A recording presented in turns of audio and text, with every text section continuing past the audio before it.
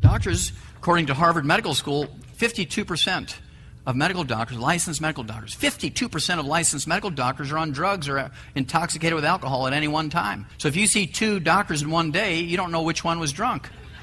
You don't know which one was on drugs. What you want to do is look at the pupils of their eyes instead of their degrees on the wall. You want to see if they're really wound out on something. And because they're wound out on drugs, 52% of them at any one time, this is a Harvard study, this isn't me, they make a lot of mistakes. They can't even tell if you're alive or dead. And especially when organs are in great demand for transplants, they might not want to know if you're alive or dead. So you don't want to check that little box on your driver's license. The study finds that doctors skip key steps of treatments, 50%. They don't do 50% of the things they're supposed to do for you for simple things like high blood pressure and diabetes. They get paid for the full thing. What would you do if you go to an automobile dealership and you pay for 20 things to be done for your car? You're down the street and you look at that and you say, wait a minute, I paid for 20 things, but they only marked 10. You turn around, you go back and say, did you make a mistake here? Oh, no, things are so costly and we figured you only wanted to pay so much, so we took that money, but we only gave you half of what you paid for. You'd be kicking the counter. You want to see the manager. You want your money back. You're going to call the state attorney general. I'm coming back with my lawyer. But let a doctor do that to you. Well, he's a doctor. According to Harvard Medical School, not me, November 1996, examining the casualty count. If you look up the word casualties in the Webster's Dictionary, it says military killed and injured in battles. Why would they use a term like that for hospital deaths? The annual toll of medical harm in U.S. hospitals, 1 year, 1.3 million physical injury and 180,000 killed. 3 years later, November 1999, medical mistakes were the 8th top killer of Americans behind cardiovascular disease, cancer, diabetes, Alzheimer's disease, gastrointestinal problems, liver problems, kidney problems, and doctors. But they did improve. You've got to give them credit. They did improve. 3 years later, December 2002, doctors were no longer the 8th top killer of Americans. They moved up to number 3. Because they went from 180,000 killed each year in hospitals to 250,000 killed. This is a study by Johns Hopkins School of Public Health and Hygiene, which is a department of the medical school. Now we're number 1. Yeah, we're actually number 1 because they kill 728,000 every year. Remember, we are now ranked 46 in the world in longevity. 2 million of Americans are infected each year in hospitals at the hands of doctors. 2 million, because they don't wash their little hands. They just don't wash their hands. They're busy. You know, they take a pee in front of a toilet. When you flush that toilet, there's an aerosol. It gets all over their white coat, their tie, their shirt, their little clipboard they're carrying, their hands. They don't wash their hands. There's a line there. I got to see a patient. They run to see you.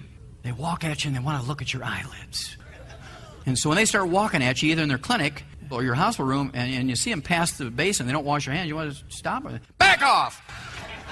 Don't even come near me. How many people did you kill last month, you know? Hold their feet to the fire.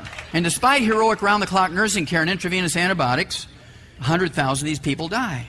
Each year in America, 2.2 million untoward or bad drug reactions, which means about 40 life-threatening drug errors each day in hospitals, in every hospital.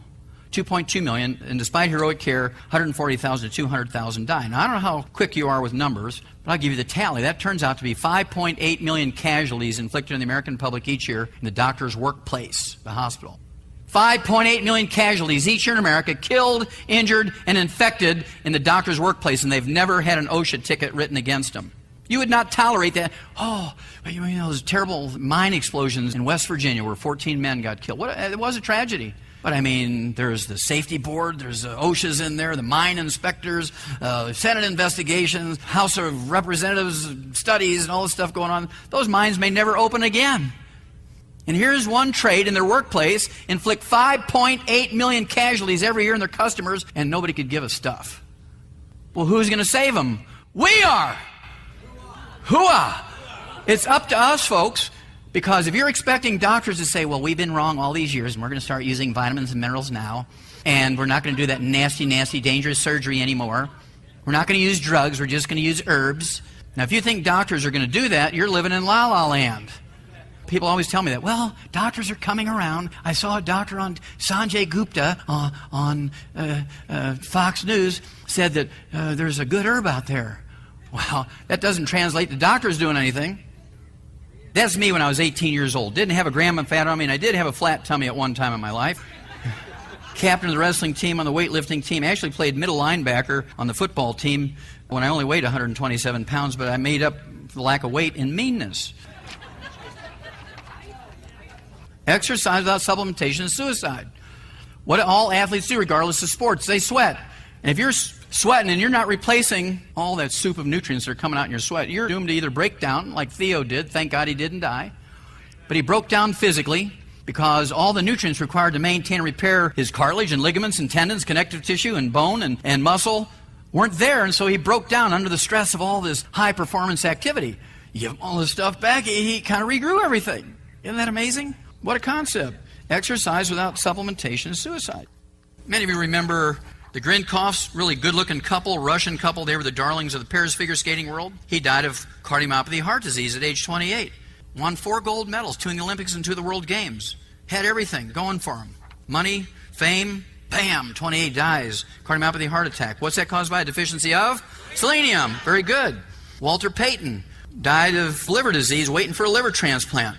Mr. Clean, never drank, never did drugs, was a gentleman, but he sweat, and he just drank water, or the dark side, Gatorade. I love this crowd. And it's really, these are tragic stories. This gal here, Rolanda Pierce, 19 years old, great basketball player for Florida State University, 19 years old, a freshman, 6'5", had all the moves, good looking, very bright young woman. She was expected to be kind of the Michael Jordan of the WNBA. She was going to be the female version of Michael Jordan when she graduated college and got into the Women's National Basketball Association. She died of a ruptured aneurysm at 19 years of age. What did she die from? A copper deficiency. Exactly. All the money and all the future and all the potential she had went away because she was living on Coca-Cola and French fries and no supplementation, because the sports medical doctor at that university told her you can get everything you need by eating your basic 4 food groups. French fries, Coca-Cola, fried chicken. Reggie Lewis had it all, captain of the Boston Celtics. Had his first cardiomyopathy heart attack, 28 years old, collapsed. They gathered together 12 of the best cardiologists in the world. They called them the dream team of cardiology, paid them $1 million each to refer all their patients out to other doctors so they could devote full time to Reggie. They wanted him back on the floor. He was a powerhouse. He was a leader. He made things happen. And he was kind of like the Theo Ratliff of those days. And what a great kid he was. Clean as you could be. A great example for everybody. But while they were arguing who was going to get famous by doing the heart transplant or installing a pacemaker, he dies of his second cardiomyopathy heart attack 2 weeks later. Well, God has a great way of bringing justice to the evil. A year and a half later, the captain of the dream team of cardiologists, one Dr. W. Thomas Nessa, taught cardiology at Harvard, ran the Boston Marathon every year, was as fit as you could be, a person who believed in fitness and so was a fitness nut himself, dies of a cardiomyopathy heart attack in his home at age 48. Now, if he was my cardiologist and he said exercise without supplementation was good, I would lay on the couch. I would never blink. I would not do anything that resembled physical activity. If he said salt was bad, I would take the top off the salt shaker and I'd be guzzling that stuff.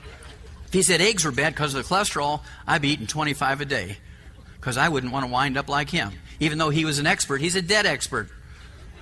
And they don't lie. They don't lie.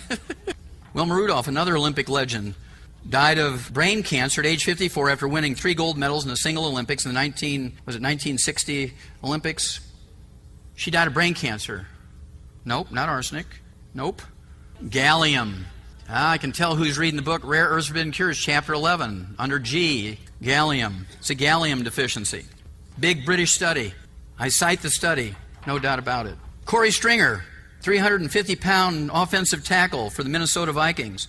Had it all, rich athlete, but they wanted him to lose 50 pounds so he could play first string that year. So they put him in a rubber suit, didn't give him any water and didn't give him any salt.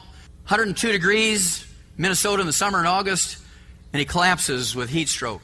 Everybody has a cell phone, 911. Here comes the ambulance. 5 or 10 minutes later, they arrive. Now, Corey weighs 350 pounds, and they hook him up in an IV. Boy, they got the EMTs, they hook him up to an IV. Is that enough fluid for him? No. What they should have done was taken that big Gatorade bucket full of ice, put it on him. They should have ripped his trousers off and stuck the hose from the garden up his rump and give him a cold water enema, bring his core temperature down from 107 to 98.6, and Corey Stringer would still be alive today. But everybody's waiting for the doctors to do it. Now, if there had been an Eagle Scout there, he'd have lived.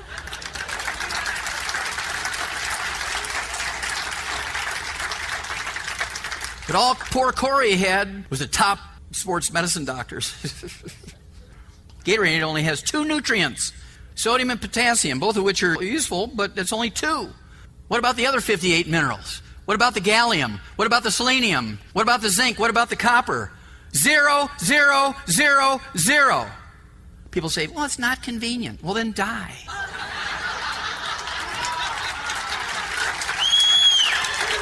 Hooah! Yeah, death is a very inconvenient thing.